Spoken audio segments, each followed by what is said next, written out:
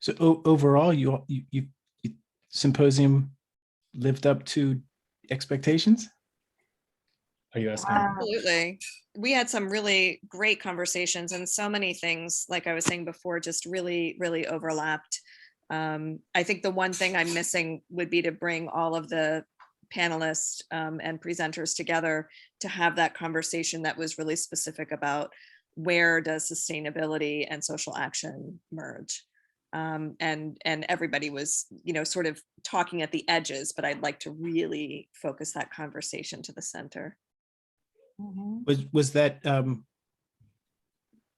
question about that intersection, was that an explicit question folks were asking, or was it, in other words, was I it? don't think it was an explicit question. I think it was happening in the works, Oh, I see. Yeah, it was happening in different ways for different people, but not in the sense like, let's say, when you had the Sustainability Institute visitor, Robert, what was his last name? Which the title of it was about environmental justice. And so he brings 50 years of research on the impact of, injustice and racism and in zip codes in Houston. He started doing his case studies around the city of Houston. And then he published 20 books, and he talks about all the activism in these 20 years. It was an amazing lecture. But so we didn't have one session that focused this way on environmental justice. But I think we all touched on it in a different way. Got it. Yeah. Yvonne, I can see that as a final panel. You have all 5 artists, and with that question, or with that as the focus, right? Talk about those intersections. Yeah, I would say Roberto Lugo today talked a lot about that. Yeah. And Wagner, I'm happy to meet you from the Abington campus. And one of my colleagues is Paul Ryder, and his wife, Emily Steinberg, was one of our presenters. And really her graphic novel, which I would like to eventually pick your brain about that becoming a concentration in the art program. But her work really does touch on all of those issues that we're just talking about. But I think, this past year and a half for all of us as artists, we're such sensitive people and absorbing all of this information.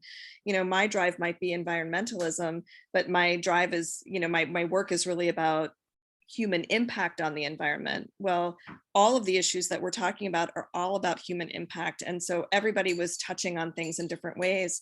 But Emily's work really kind of captured all of the issues of the last year and a half in a way that was really explicit.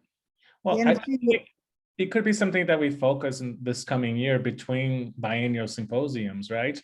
We could figure out ways to sort of connect these threads, through somehow, maybe just Penn State people, and I mean, I think it was a great situation for like the first time around. I mean, this was a very ambitious and very complex symposium, which is great. So, but there are things that we can do between 2 years, right? And that's the exciting part, I think. Yeah, I wondered if we had, spread it in terms of time.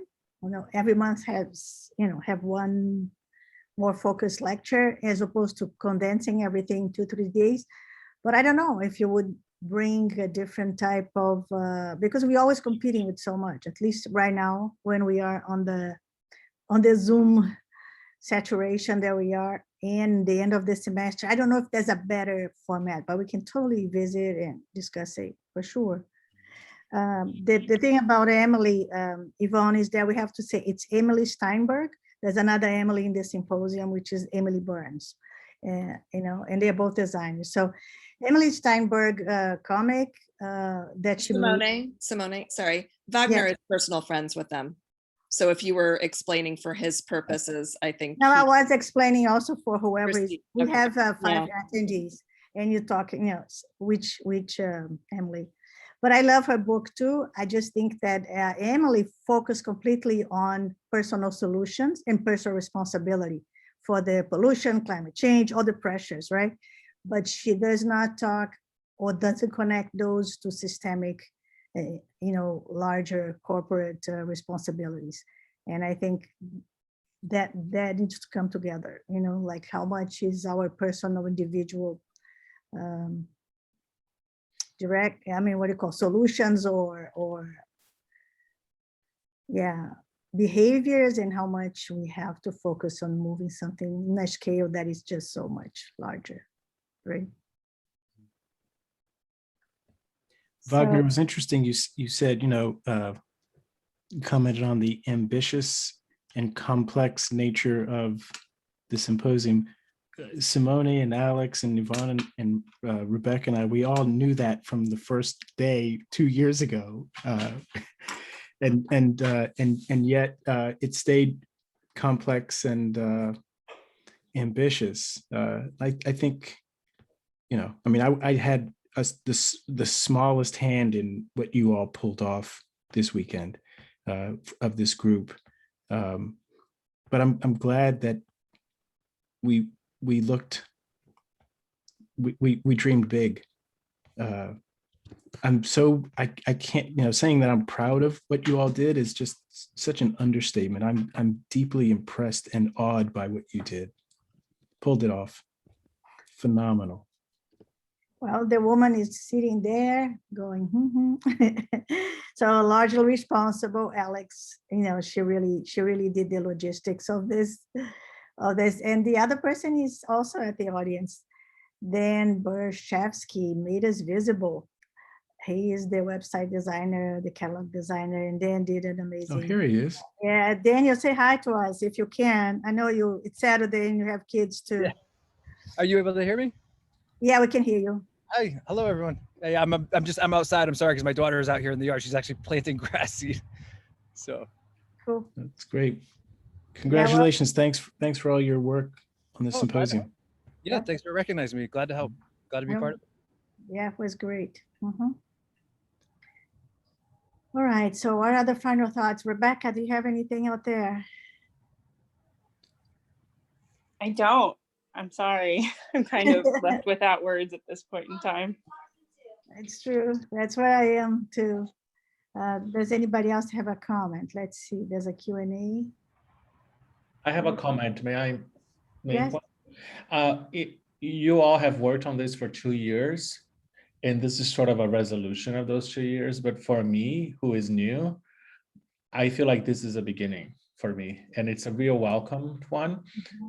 I'm super excited to connect with people from the different campuses, and I've met a few of you here. So I'm really looking forward to the years ahead of us, because I really think we need to reconsider our connections in a more meaningful way. Not that it isn't meaningful, but we should really think of ourselves as a very cohesive group of people, because we have so much knowledge throughout Penn State. So thank you for doing this. There was the comments that Yvonne made at the end of Michael Mann, right? So it would be wonderful to continue the conversation. You're welcome. But I agree, and Helen and I talk about that all the time, Wagner, that we've been at Penn State for a long time. We've been involved with many different things, but this has been a really exciting group to work with. Yes, it was a lot of work. Yes, meeting every week for 2 years is exhausting. Yes, we want a different structure, but we did get so much out of it. We got so much from each other, and during COVID especially. So yeah, we talked about the symposium 2 years ago, but we really started talking more seriously a year ago or 2 semesters ago. That's how we started. And it was a little late in the game already, right? To start contacting people. So it worked out well. I think he reached all of us. So let's continue. Let's go from here, right? And remember, one of the foundational elements of the Studio for Sustainability and Social Action was to unite the campuses. At initially, the first wave was, let's unite the campuses that offer art degree, or have some arts component to it. And then the plan was, we can expand. It was about this disconnection that we were all feeling for so long. Let's pull this together. And I'm just very, very pleased that the momentum is there. And and Wagner, you've picked up on the power of what that can be. This is a beginning, and we have a great foundation on which to make that beginning move forward. Yeah, and it was like a feeling that I had also, Wagner, after the panel between you and Margot and is it Corey? Corey. Yes. I felt that you guys went to the administration with the experience of an artist, the thinking of designers, like really, it is a question I was gonna talk about, how do you transition from your experience as an artist to the administration and what do you bring? And I think you all spoke to that and I was very impressed. I didn't ask the question, but it came across. It's the same thing to have Steve as a dean, somebody who is, has the practice of an artist, thinks as an artist. So it's such a privilege for us to have that kind of hybrid minds in the administration. I felt much more confident that whatever is ahead for us in the next year in terms of hybrid teaching, reinventing, whatever it is, seems like it's going to be okay. I think we are going to be okay. I felt very optimistic. Well, thank you. I feel the same way. We are so much stronger than we think we are, and we are so resourceful, and we have careers making something out of nothing, right? I mean, that's just such a basic principle of art making, right? You take dirt and you mix with water and you make something out of it, and I think there's just different scales and levels of that, but I think what administration perhaps brings is an awareness of what we do, and then an articulation of that to a group of people. But you are all already doing it, and my job is just to encourage you and point it out, in a way. But it's already happening. It has always been happening. Every time I go to a teaching and learning conference, for example, in all the new exciting quote unquote teaching tools that they have, we have been doing those for decades in the arts, right? And they're sort of just catching up. But so I think what we need to do is we need to be better at owning what we do and showing it to other people, But I think innovation is at the core of what we do, for sure. And as well as a community building, So, yeah. Any other thoughts? Anyone else? I think a takeaway, and I'm not ignoring Michaela's questions there, but I think this sort of relates to the question that she asked about what happens next. It's not about, for me, specifically questioning the institution that we work for, which has its issues. But what does happen next? And I think a takeaway, I mean, we are in a pause. Most of us probably have had some vaccines. We haven't decided how we're re-entering the world yet. When we do re-enter the world, when we do re-enter the symposium world, I think some of the most powerful moments were not necessarily the presentations, because I felt like all of us were preaching to the choir. I actually am grateful for the hiccup that we had with Michael Mann's presentation, because I think the moment that we removed the lecture, we already knew most of the stuff that he was talking about. The moment that we removed his lecture, we had a fabulous conversation. And I think that as we move forward, whether it's where Nicole had her conversation, where we just go for a walk outside and talk to each other, that, we tried to revision our symposium, didn't work so well because we ended up with a lot of lectures and not workshops where people were participating. Sorry, I have my computer on my lap at this point. But I think that, having what we terms to be sort of informal conversations have been, I think, some of the most interesting and powerful in the symposium.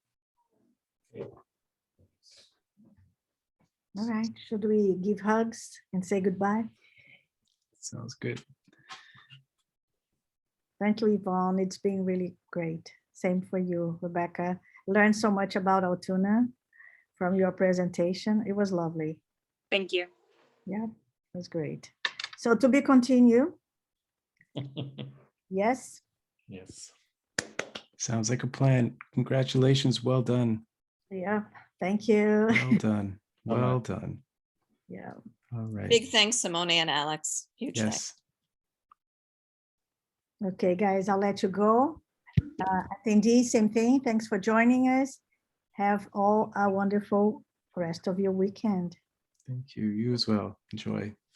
Thanks. Bye-bye.